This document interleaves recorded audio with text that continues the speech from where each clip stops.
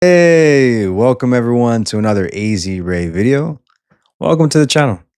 In case you're new here, what we're going to talk about today is Dog Day Afternoon. It's a film, but on this channel, we talk about all kinds of different things: movies, films, anime, music, overall with an emphasis on culture. Due to my background of anthropology and archaeology, uncovering culture is important and it gives us a better understanding for the world around us. And films is also another way of examining culture, and that's why we're going to examine that today.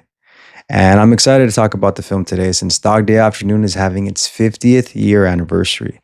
A lot of the themes and tones and ethos of this film is resonates to the world that we are experiencing today. So I thought it was very important that we talk about it. I think it's also another reason why it's even becoming a play in Broadway starting next year in the year of 2026, starring John Bernthal and Iban Bachrach. So yeah, it's very interesting. I'm very excited to get into it. But before I get into it, I just want to do a quick little note on protests, and then we're going to break down our timeline and how we're going to talk about things regarding the film.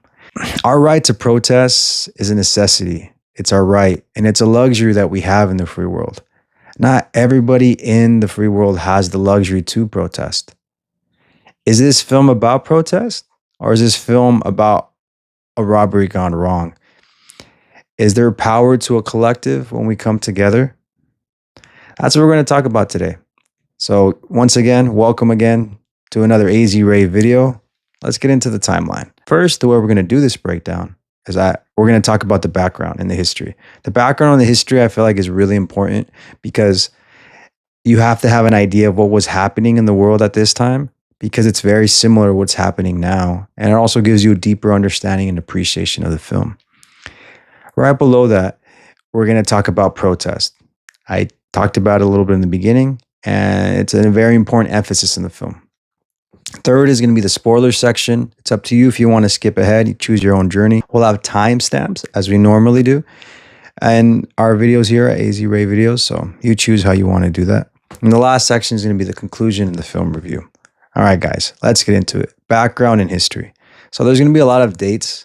So I'm going to put those dates from the important events. I'm going to put that in the description in case you guys get a little lost here. A lot of numbers to kind of remember, but just to kind of give you a brief overview of this next section, we're going to talk about the war on drugs and the reason why the war on drugs gave the government just justification to regulate against people and gave the right to oppress, aside from other things happening in the background like the Vietnam War and the Cold War. So that's kind of the overall theme, but we're just going to specify specific events.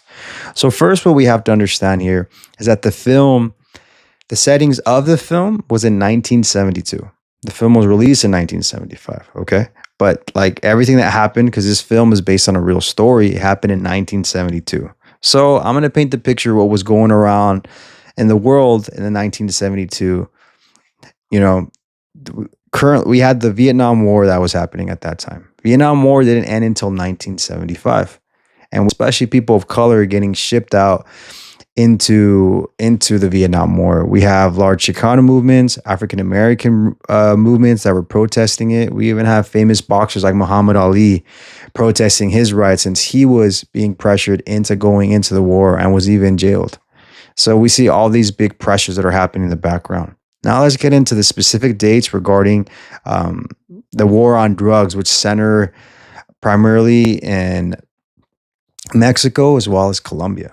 So Nixon coined the term war on drugs in 1971, but it is essentially the war on poverty. It's justification on how the government was trying to be tough during these times, and movements that were snowballing from the civil rights movement going into the 70s.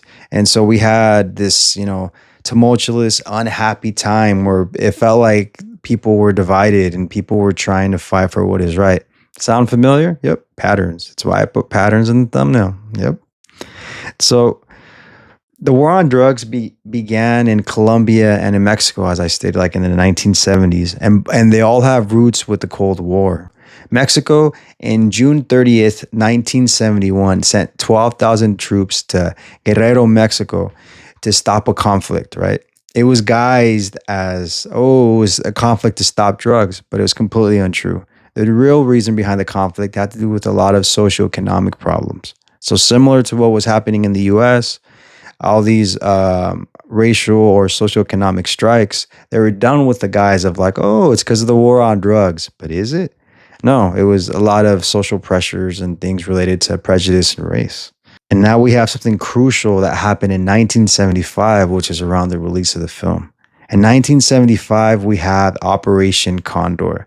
Operation Condor is one of the biggest massacres that happened during the Cold War. A lot of people say there was no violence in the Cold War. Yes, there was. There was bloodshed. Maybe not directly in through the US and the Soviet Union at the time, but there was bloodshed and there was conflicts too. This is an example of one of them.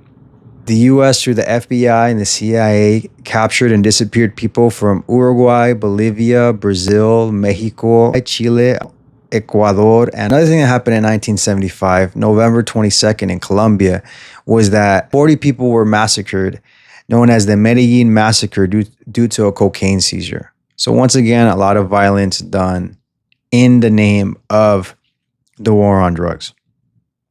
I don't have time to get into it here, but there's been a lot of benefit for various governments regarding the war on drugs, as far as like anti-money laundering and whatnot, and all the benefits that the FBI and CIA has been able to do when they essentially like overthrow like different regimes and whatnot. So the last thing we're going to talk about is Attica. You'll see the main character played by Al Pacino screaming, Attica, just like Attica. Attica is an event that happened in 1971, which tracks because these events happened in 1972. In 1971, there was this prison riot in Attica, New York, and there was 43 officers and prisoners that were all killed because of unfair and unlivable living conditions. This shows that the police people that were involved in this incident were more open to violence and trying to calm things down than trying to find some kind of peaceful solution, right? So this goes back to the other things that I've been referencing regarding the war on drugs and this like justifications to like regulate regarding race and these like stressed out pressure. And once again, as stated previously, these patterns that are repeating themselves, where there's this idea of punishment and violence for the illusion of security, right? That you can have your rights taken away from you because you are secured and you're supposedly safe. So those are important things to remember. And it's something that we talk about a lot when we talk about different things regarding race in anthropology. Now we're getting into the next section, which are protests. A lot of these themes are related to this book, which is The Protest History of the United States, written by Gloria Browne-Marshall. Definitely recommend it. And it's important that we remember our power and our rights to protest. So now that you guys have an idea, right? We have the Vietnam War going in the background. We have the war on drugs happening simultaneously. Now we're going to give you a little bit more of the background, but more on the protest side. So as stated earlier, the 1960s and 70s were a very frustrating time in the United States. We had the civil rights movement and we have a lot of anti-war sentiment. Similar to today, we have a lot of different wars that are happening today.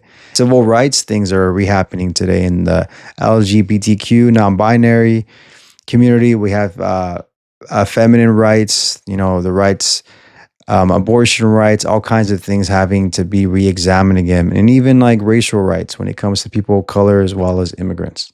And the result of all these contrast things, although these protest things can be chaotic, it is a form of democracy.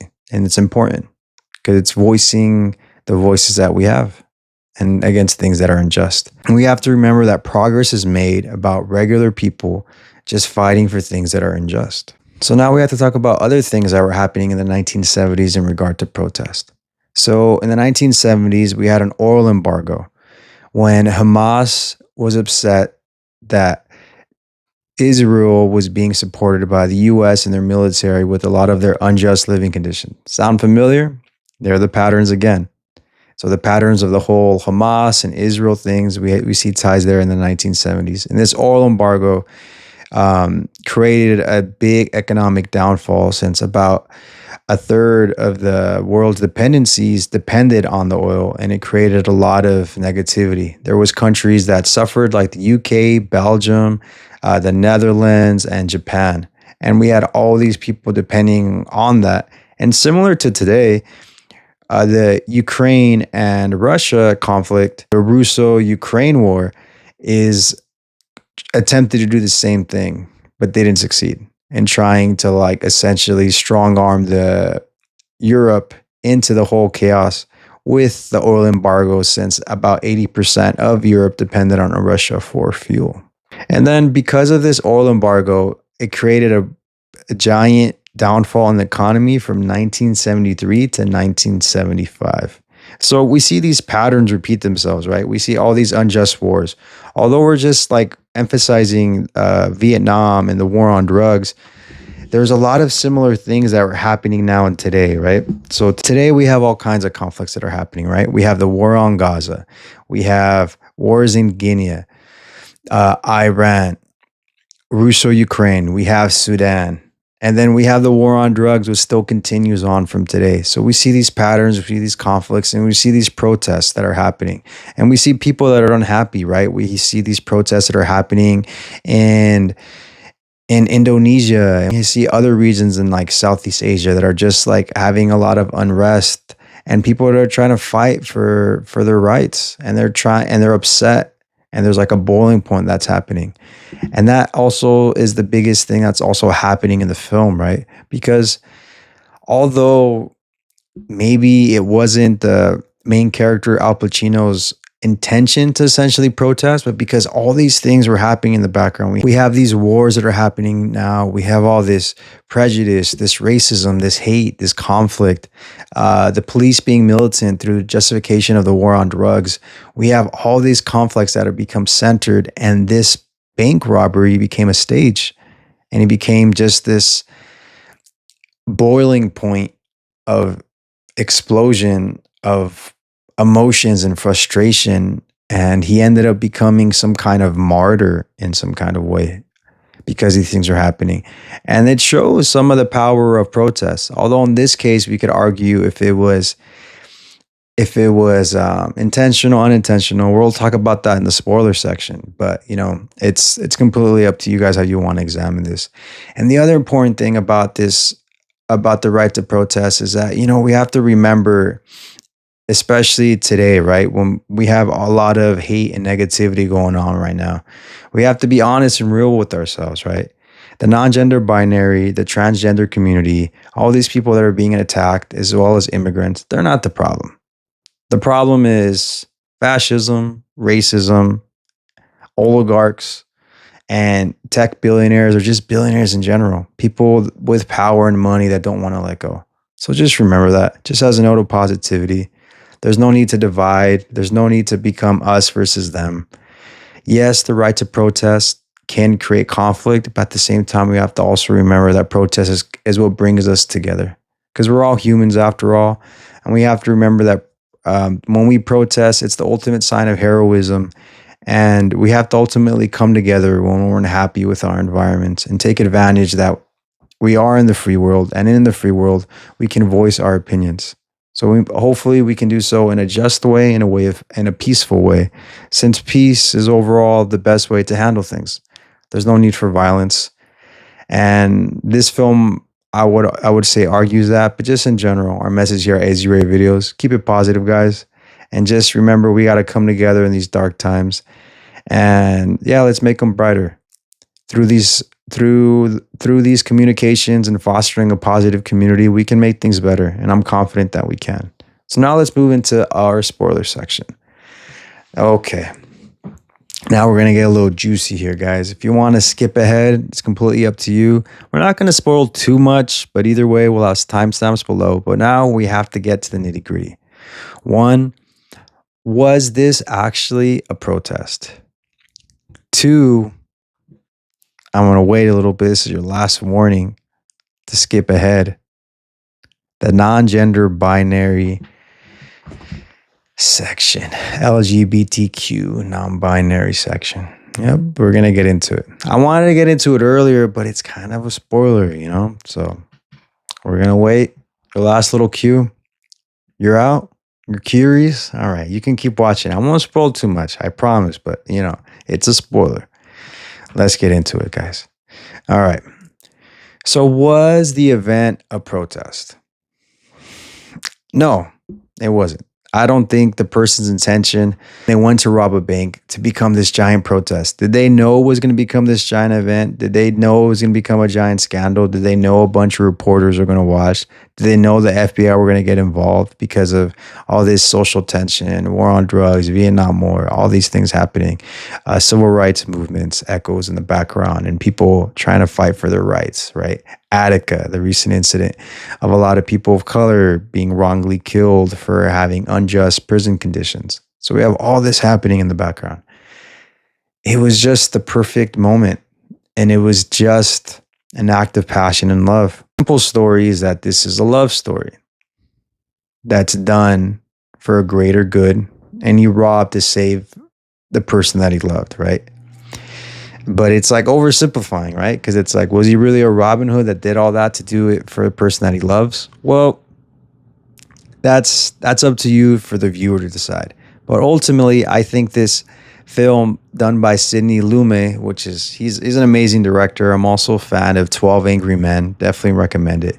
He definitely talks about a lot of social and just issues. And this film, in its core, is an anti-authoritarian film, which is great because we don't always need a big government. You know what I mean? We can be like David Graeber and be anarchists in the sense that we can be self-governing and just be good to our fellow person, and we don't need all these things to oversee us and Big Brother doing all these things, right? So yeah, the whole protest angle, it became a perfect storm of all these different things that were happening. And the reason why I think the film was done so well, person ended up like representing everybody at that time. This frustrated time, just like today, right? People just can't believe that there's so many divisions, that people are just unhappy. People are trying to survive. People are drowning, right? They're just trying to they're trying to breathe. They're trying to survive. And although probably you won't go rob a bank right now, and I hope you don't, please don't. But like, you can understand it. It's like, yeah, man, it's hard to work. It's hard to afford a house. It's hard to eat. It's hard to do everything. Everything's expensive. It's a very relatable feeling, and it's understandable. And the character thought they would be able to just get in, get out with their knowledge of banks, but unfortunately, things didn't play out that way, right? So now we're going to get to our second part, LGBTQ non-binary. This film was a gamble in so many different ways, right? This is 1972 when this film came out. And Al Pacino was very big business. He was a hot star in Hollywood at the time. Godfather 1 and 2 had came out, and so had Serpico. So he was all the buzz. And he did a giant gamble and did this film centered on LGBTQ non-binary. And like that was the main thing. We didn't know how the world would react, and the world was very receptive to it, which was beautiful. And I hope you guys could be receptive about it now, even if you may have your different feelings about it. Since the reason why, Al Pacino did it is because he loved his partner, and they were going through a lot of suicidal and troubling things, and the partner wanted a sex change. And it's respectful, poetic, and beautiful in some ways. And it's a powerful message to the things that we do for the people that we love. But of course, don't rob a bank, right?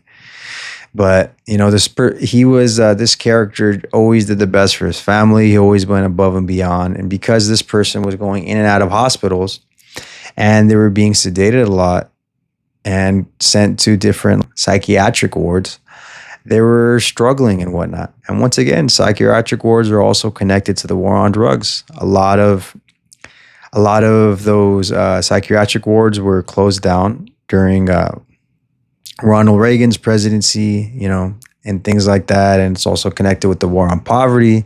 It was done to like cut a lot of budget and whatnot. And it was also seen as like an exploitive venture and stuff. And then the other thing about war on drugs too, we have different prescriptions and painkillers that are partially formulated from the war on drugs. We have lidocaine, which comes from cocaine, but then it's okay when certain people use drugs and not when others. So it also connects to other, racial tendencies that happen regarding the whole war on drugs thing. But back to the whole LGBTQ non-binary message.